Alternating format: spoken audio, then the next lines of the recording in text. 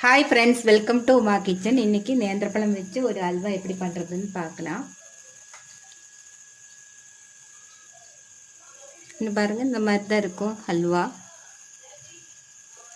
Cut பண்ணி காமிக்கிறேன். நான் கடையில் வாங்குகிற அதே டெக்ஸ்சரில் இருக்குங்க.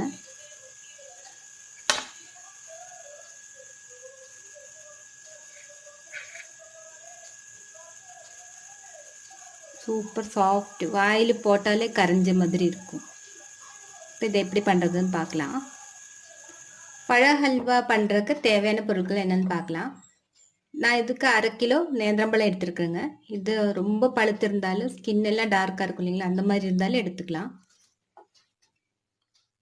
1/2 டீஸ்பூன் ஏலக்காய் தூள். இது 1/2 கிலோவுக்கு 250 கிராம் வெல்லம் எடுத்துருக்குறேங்க. ஏன்னா இதில் கொஞ்சம் ஸ்வீட்னஸ் இருக்கும், கரெக்டாக இருக்கும் நம்மளுக்கு. இது ஆர்கானிக் வெல்லம், அதனால நான் பாகு காய்ச்சிட்டு அப்படி ஊற்றுறேன். நீங்கள் சப்போஸ் இது இல்லைன்னா வடிகட்டி ஊற்றிடுங்க. அப்புறம் தேங்காய் பால் ஒரு 3/4 கப் எடுத்துருக்குங்க. கொஞ்சம் கேஷ்யூஸு, கொஞ்சம் பாதாம் எடுத்துருக்குறேன். டெக்கரேஷனுக்காக கொஞ்சம் எள்ளு எடுத்துருக்கேங்க, வெள்ளை எள்ளு. அவ்வளோதான் தேவையான பொருள். இப்போ பண்ண ஆரம்பிச்சிடலாம். பழத்தை இந்த மாதிரி சின்ன சின்ன பீஸாக கட் பண்ணியிருக்கிறேங்க. இது வந்து மிக்சி ஜாரில் ஆட் பண்ணி தேங்காய் பால் ஊற்றி அரைச்சிடலாம்.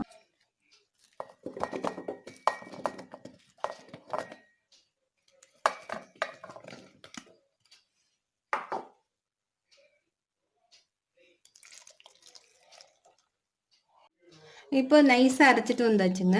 இந்த கன்சிஸ்டன்சி போதும், கரெக்டாக இருக்கு பாருங்கள். ஏன்னா நம்ம வந்து நல்ல நெய்யில் கொஞ்சம் நேரம் வளட்டணும், அதுக்காக திக்காக அரைச்சா போதும், தண்ணி வேண்டாம். தேங்காய் பாலுக்கு பதிலாக நீங்கள் பால் கூட ஊற்றிடலாம், ஆனால் தேங்காய் பால் ஊற்றினா டேஸ்ட் நல்லாயிருக்கும், அதுக்காக தான் தேங்காய் பால் ஊற்றினேன். இப்போ நம்ம பாவு காய்ச்சிடலாம். இப்போ பேன் வச்சுருக்குறேங்க. இதில் இந்த 250 கிராம் வெல்லத்தை ஆட் பண்ணிக்கலாம். நாட்டு அதாவது ஆர்கானிக் வெல்லத்தை ஆட் பண்ணிக்கலாம்.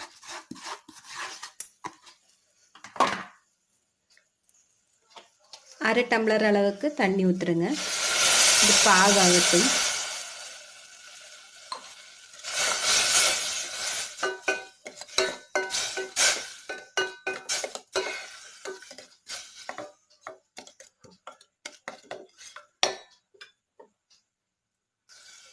நான் வந்து இந்த பாத்திரத்தை தான் செட் பண்ண போகிறேன், அதனால இதில் வந்து நெய் நல்லா அப்ளை பண்ணிக்கலாம். அப்போ தான் நம்மளுக்கு வந்து டீமோல்ட் பண்ணும்போது கரெக்டாக வரும்.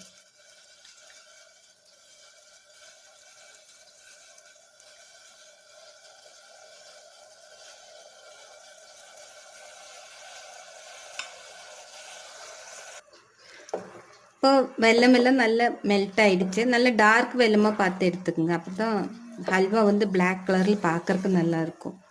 பாருங்கள், ஒற்றை பதம் வந்துடுச்சு. இப்போ இதை மாற்றி வச்சுக்கலாம். ஒரு நான்ஸ்டிக் தவா வச்சுக்கலாம்.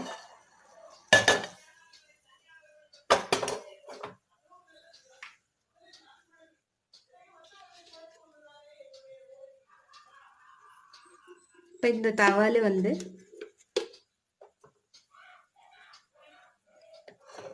கொஞ்சம் தண்ணி இருக்கு.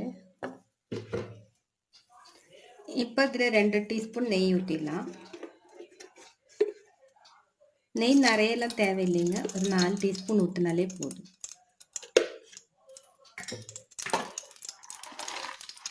இப்போ இதில் கொஞ்சம் முந்திரி பருப்பு ஃப்ரை பண்ணிடலாம்.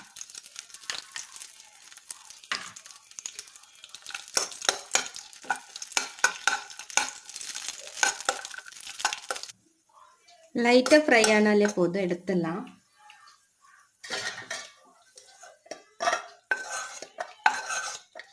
முந்திரி பருப்பு அங்கங்கே கடிக்கும்போது ரொம்ப நல்லாயிருக்கும், அதுக்காக தான். இப்போ இதில் வந்து அந்த நம்ம அரைச்சி வச்ச விழுதை ஆட் பண்ணிக்கலாம்.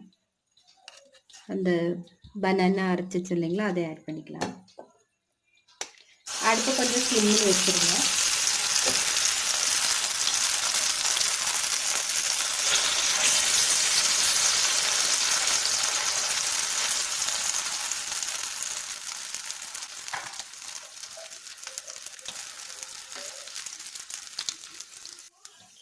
நல்லா கிளற ஆரம்பிச்சிடலாம். இது கொஞ்சம் திக்காகட்டும், அப்புறம் வெள்ளைப்பாவு ஊற்றிடலாம். கொஞ்சம் அடி பிடிக்கிற மாதிரி இருக்கும், பார்த்து ஸ்லிம்லேயே வச்சுருங்க.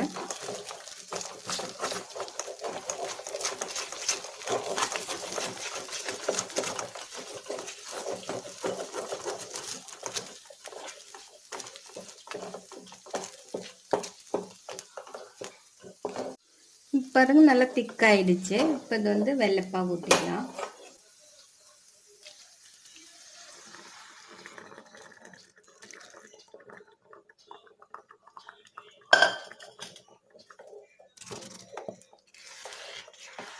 அடுப்பு ஸ்லிம்மிலே இருக்கட்டுங்க, ஏற்ற வேண்டாம்.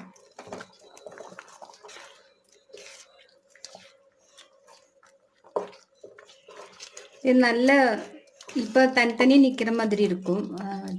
கொஞ்சம் நல்லா கொதிச்சு இது நல்ல பிளெண்ட் ஆகிடும், திக்காக வரும் நம்மளுக்கு. ஒரு 10-15 நிமிஷத்தில் பண்ணிடலாம் நம்ம இது.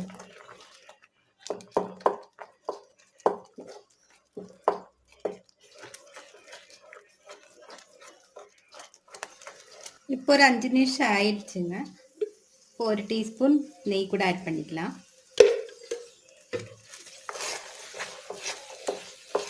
பாருங்க ஓரளவுக்கு கெட்டியாயிடுச்சு.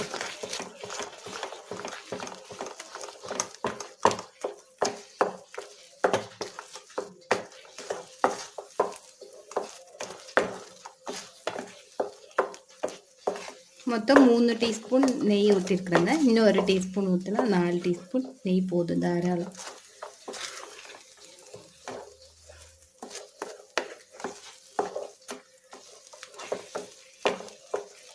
பாருங்க இந்த மாதிரி சேர்ந்து வர ஆரம்பிக்கும். இப்போ வறுத்து வச்சு முந்திரி பருப்பு ஆட் பண்ணிக்கலாம்.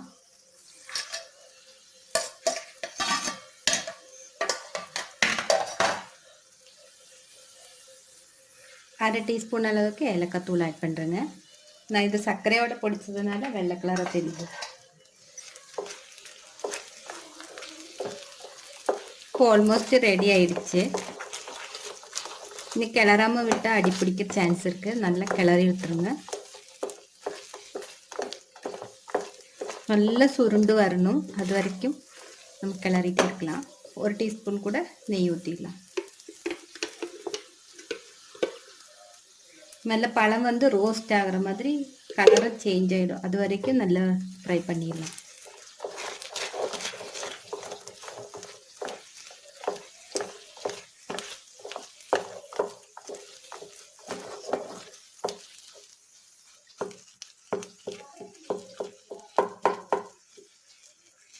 கையால் இப்படி உடச்சி விட்டுருங்க, ஏதாச்சும் பழம் இருந்தால் உடஞ்சிடும்.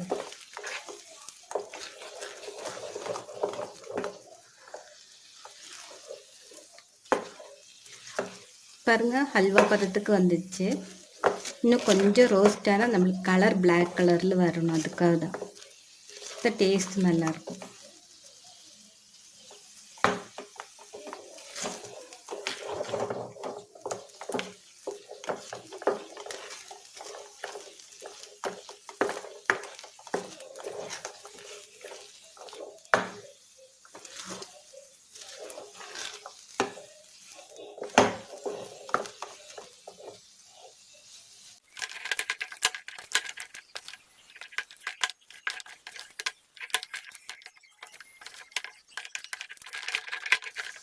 இப்போ எல்லாம் சேர்ந்து வந்துச்சு பாருங்கள்.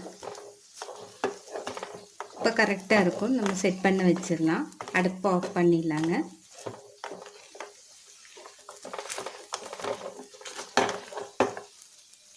பாருங்க ஒரு பால்ஸாக வந்துச்சு. இப்போ நான் அடுப்பை ஆஃப் பண்ண போகிறேன். இப்போ இதை செட் பண்ண வச்சிடலாம்.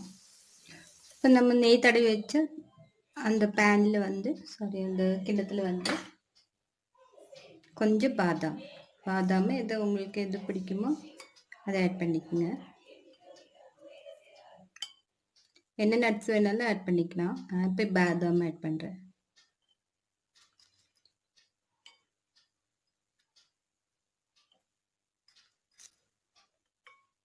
பார்க்கறதுக்கு ரொம்ப நல்லா இருக்கும், அதுக்காக தான்.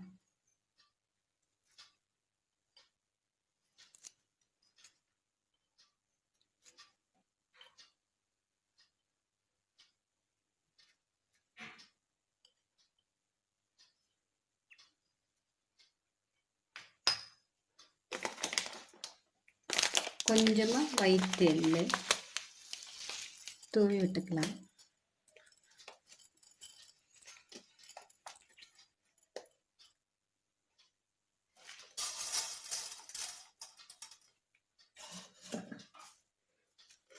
இந்த கலர் சாக்லேட் பார்க்குறதுக்கு ரொம்ப நல்லா இருக்கும், அதனால நான் கொஞ்சமாக ஆட் பண்ணுறேங்க.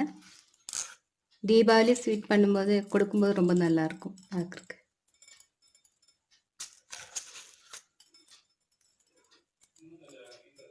இந்த தீபாவளிக்கு எல்லோரும் இதை ட்ரை பண்ணிவிட்டு எப்படி இருக்குன்னு சொல்லுங்கள்.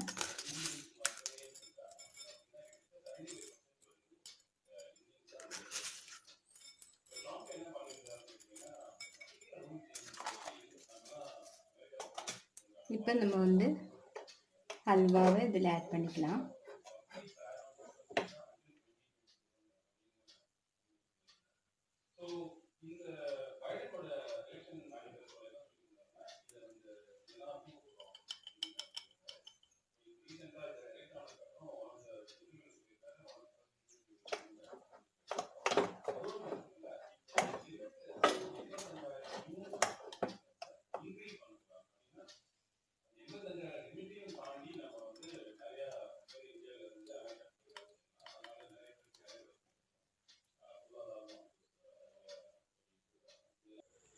இப்போ செட் ஆகிடுச்சு. இந்த மாதிரி ஏதாச்சும் கிண்ணத்தில் நான் ப்ரெஸ்ஸர் தான் வச்சுருக்கிறேன். நீங்கள் வந்து கிண்ணத்தில் கூட இந்த மாதிரி ப்ரெஸ் பண்ணி நல்லா ப்ரெஸ் பண்ணி விட்டுருங்க. அப்போ தான் கட் பண்ணும்போது நீட்டாக வரும். அதுக்காக தான் இந்த நல்லா 1/2 hour ஆறட்டும். நல்லா ஆறின பிறகு கட் பண்ணி காமிக்கிறேன். இப்போ அல்வா ஆறிடுச்சு பாருங்கள். இந்த மாதிரி சைட்லலாம் வந்துடும், நம்ம எடுத்தாலே வந்துடும் நெய் தடவினால. இந்த இப்படி பண்ணிவிட்டு டீமோல்ட் பண்ணிடலாம்.